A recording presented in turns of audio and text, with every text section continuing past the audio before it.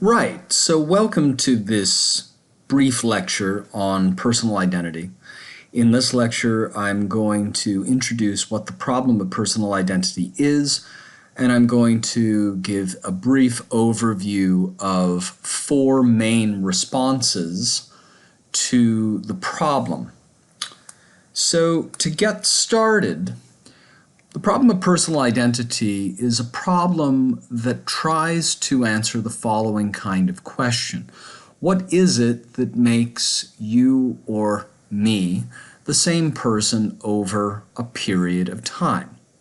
And whatever it is that makes one the same person over some stretch of time, whether that's a day, it's several minutes, it's a week or a fortnight or several years, whatever that is, it must remain the same. It has to remain constant throughout that period of our lives when we are the same person.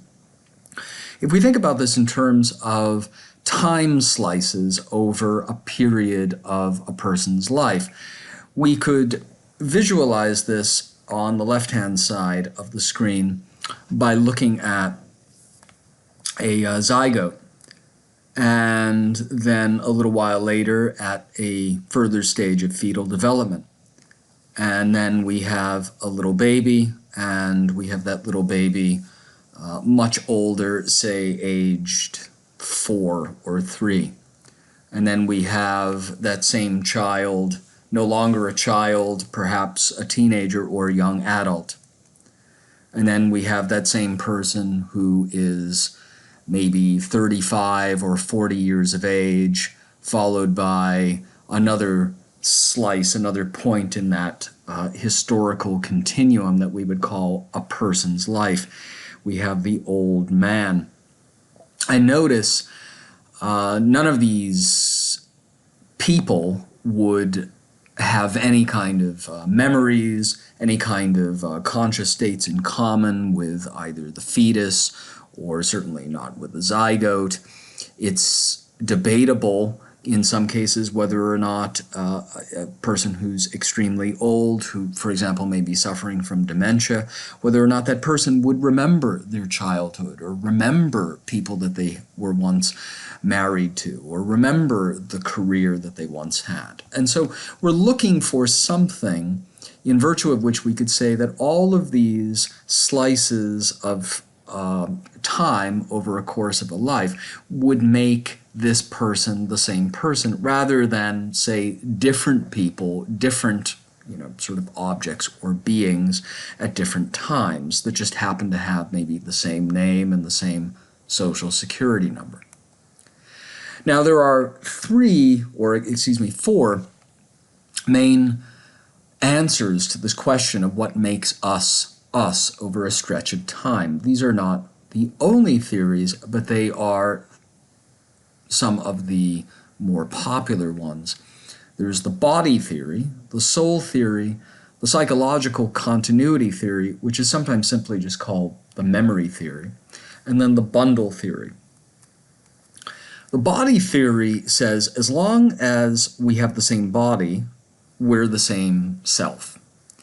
And this makes sense if we consider that each of us is typically identified by other people, and sometimes even by ourselves, by our physical being. And, for example, I recognize my students oftentimes by their physical appearance, their physical characteristics, their hair color, their height, maybe the way that they tend to dress, the way that they act, maybe the way that they speak, and so on. But of course, this can be misleading because you could have, for example, identical twins who might dress alike and they have virtually the same physical characteristics, but we don't necessarily think that they're the same person. And you could think of cases in which a person like, for example, Michael Jackson, looked a particular way when they were, say, 8 years old, and when they were 50, they looked quite different. So physical appearance alone is probably not going to give us true personal identity. Neither would something like fingerprints which remain relatively constant. However, there are cases in which people lose fingerprints from, say, burning them off by some accident, or some criminals have done this deliberately. They'll burn them off with acid. So if we're looking for something that remains relatively constant throughout an individual's life, we might say that DNA is the best way of determining bodily identity. Keeping in mind, of course, that this will not rule out identical twins, but maybe that's just a special kind of case that we can handle differently. Now, there are particular problems for the body theory.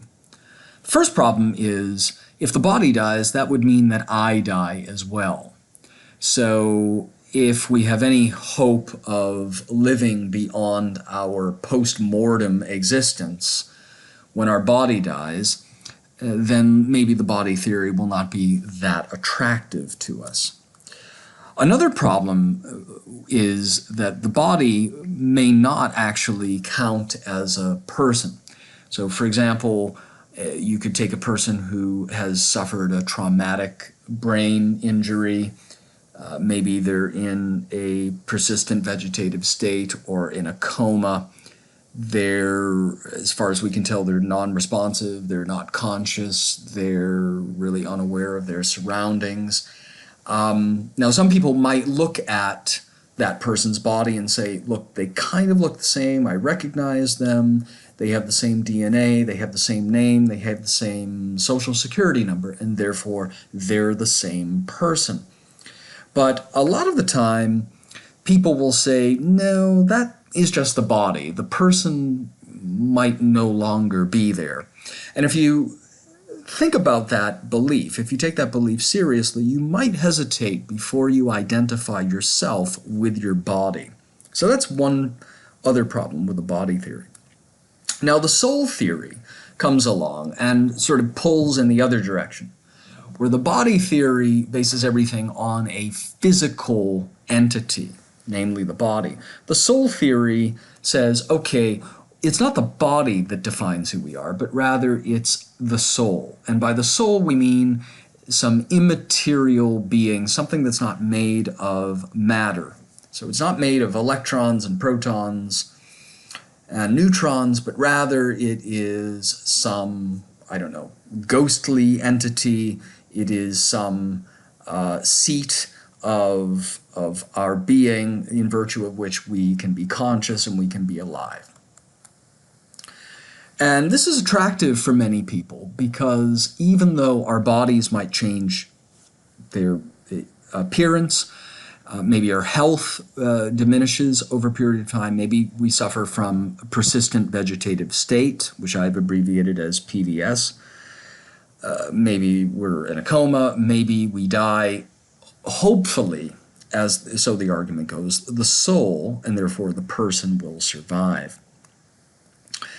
And note, even in a case in which we would have extreme amnesia, where people really don't seem to remember anything of their past lives, we could still say, well, it's still the same person because the same soul is there. However, there are some problems for the soul theory. The first problem is we have to ask, do souls actually exist? If the soul is an immaterial being, it's highly dubious whether or not we could ever prove that it exists. And certainly it would appear to be something that we cannot prove or disprove the existence of through some scientific means. A second consideration is we don't seem to identify people by their souls. When I look out the window and I see my neighbor walking his dog, and I say, hey Glenn, how are you? And he says, oh, hi Andrew, how are you? I'm quite fine, thanks for asking, I'm just walking my dog. I don't think I see my neighbor's soul, and I still think I see my neighbor. And so it seems my neighbor, being a person, is not his soul, if by a soul we mean something that is non-physical. And equally, for him to be able to recognize me, he recognizes me by my body, by my physical characteristics, not by some immaterial entity that might exist inside my body. A third idea relates to this idea I mentioned before about amnesia. A person, whatever a person is, seems to require some kind of content, right? So we might think about a person's memory, their values, their attitudes. If those things no longer exist, if we, for example, ran into a friend of ours and they had no memory of us and they acted completely differently, and maybe they spoke a completely different language to the language that they used to speak, and they had different religious beliefs, and they had different political beliefs, we might actually begin to wonder whether or not we've made a mistake. Is that really my friend? It seems like that person is no longer that person that I thought he or she were. In that case, we might say, well, what good is a soul for defining personal identity? It seems that personal identity needs some kind of content in order to define an individual. So another theory, the psychological continuity theory, which is sometimes called the memory theory, also tugs in sort of a slightly different direction here, where the soul theory bases everything on some immaterial entity inside of us. The psychological theory defines our personal identity in terms of some kind of succession of memories. So as long as I can remember my past experiences, I will, to that extent, be identical with the person I remember myself being. As an example, if I can recall graduating from college at age 22, and I also recall being age 12, then I am both the age I am now, and I am the 22-year-old, and I am the 12-year-old, because all of those past states can somehow still be remembered inside me. And one very famous philosopher who advanced a theory very much like this was John Locke. Now, there are certain problems for this psychological continuity theory, or memory theory if you prefer. One problem is the problem of transferred memories. If we think of a very common science fiction example in a film like Blade Runner, in that film we have replicants or androids, and they are given artificial memories. So an example would be maybe we take some of your memories. You have a memory of having a birthday party. You have a memory of going to a university and taking a class. And we take these memories and we put them inside the consciousness of some other being. It could be an android, it could be a computer, it might theoretically even be another person, and therefore that person would have your memories. And you could think of a more extreme version of this. You could think of the transhumanist belief that eventually what we'll be able to do is we'll be able to take all of our own memories and maybe download them and put them onto some kind of hard drive and store them so that after our bodies die, then maybe we could have different bodies. Say I could have a cyborg brain, or I could be a computer mainframe, and so to speak, and we could take all of my memories, all of my experiences, and we could just download them onto, say, a new hard drive. And that new hard drive then would have all of that information, and I would remember all the things that Andrew now remembers. And it seems like that would still be me, because I would remember all of those experiences. But notice, I wouldn't be made of the same DNA. I wouldn't necessarily have a continuity of experience. I mean, my body might have died in, say, 2035, and those memories might have sat in an archive in storage for the next 1,000 years, and then they download them and they put them onto a computer, and I remember all of my experiences up until 2035. So between 2035 and, however long it's been, 1,000 years, 100 years, I haven't existed.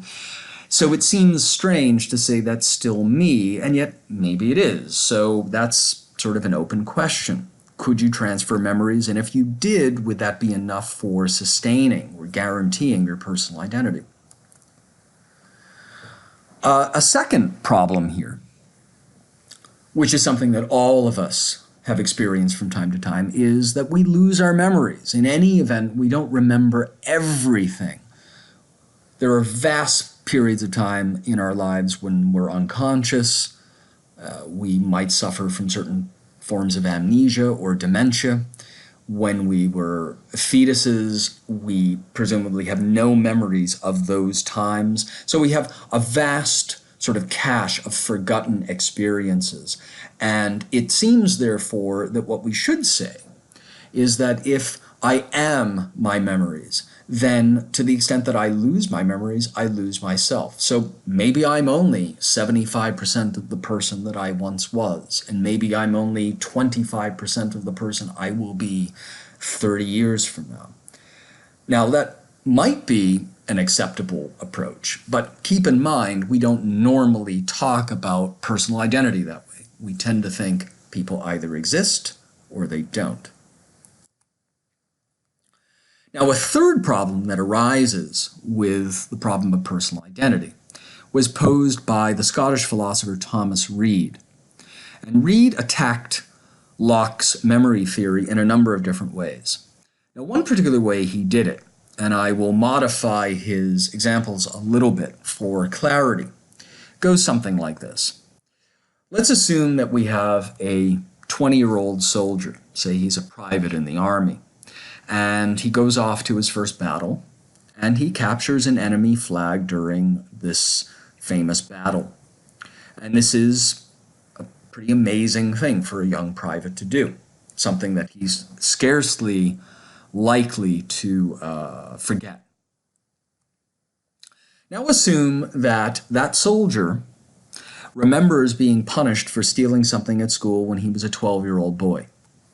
So here's the soldier, and he has a memory of being in school detention. But now assume that the soldier becomes a general years later. Say he's age 50. So suppose that general does remember capturing the flag during that particular battle, but the general does not remember his childhood at all. Say he's suffering from some kind of amnesia. So we have a picture here of General MacArthur. And let's imagine that General MacArthur, when he's asked, what did you do during your first military campaign? Well, I remember it like it was yesterday. I captured this flag.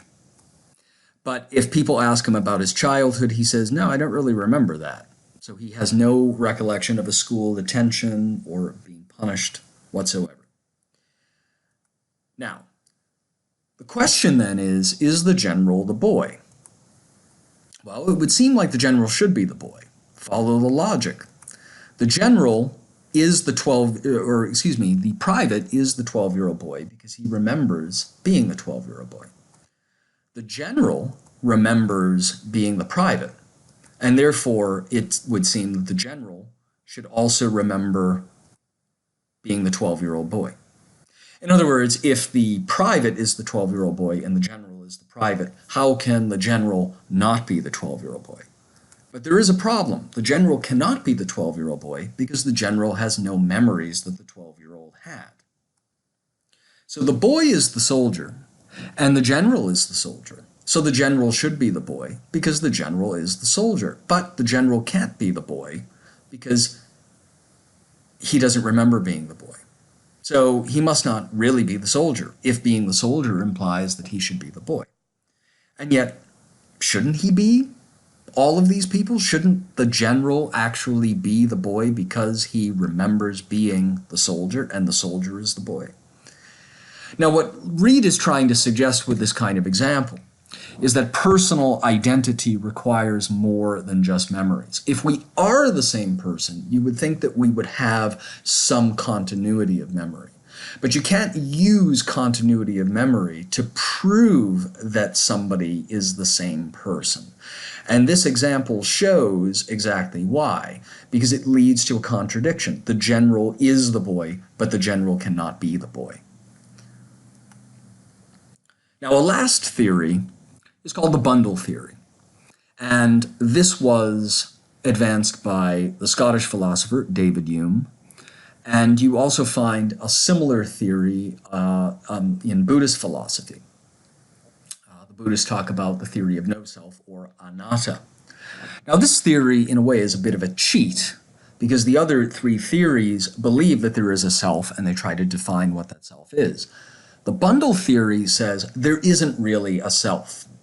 If we look inside of ourselves, all we really ever find are a collection of different impressions, different experiences, different pains and pleasures, memories and emotions, and so on. And these constantly change. None of them really remain the same. So the self is therefore just a label that we use to talk about this collection of experiences.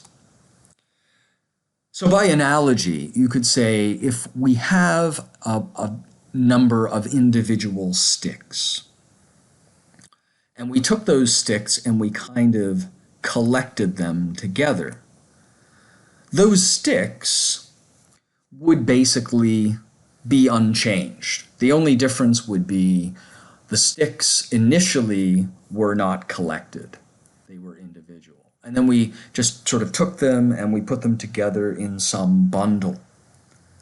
So if we ask, what is the bundle is not a thing in addition to all of the stick parts that make it up, but rather the bundle is simply those parts strung together.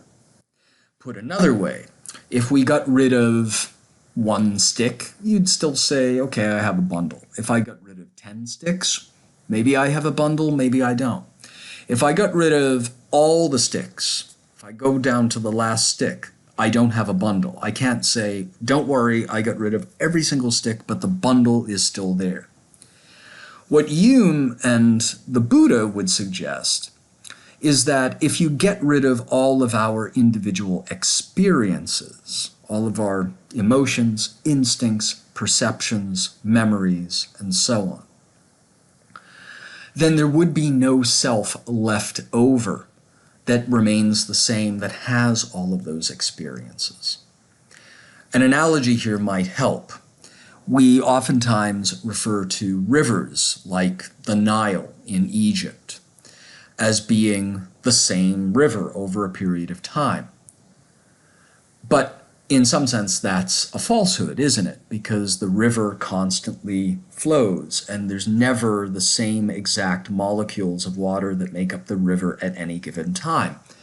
We fudge this a little bit. We still call it the Nile because the water kind of behaves sort of as it has before, and it exists sort of in the same geographic area.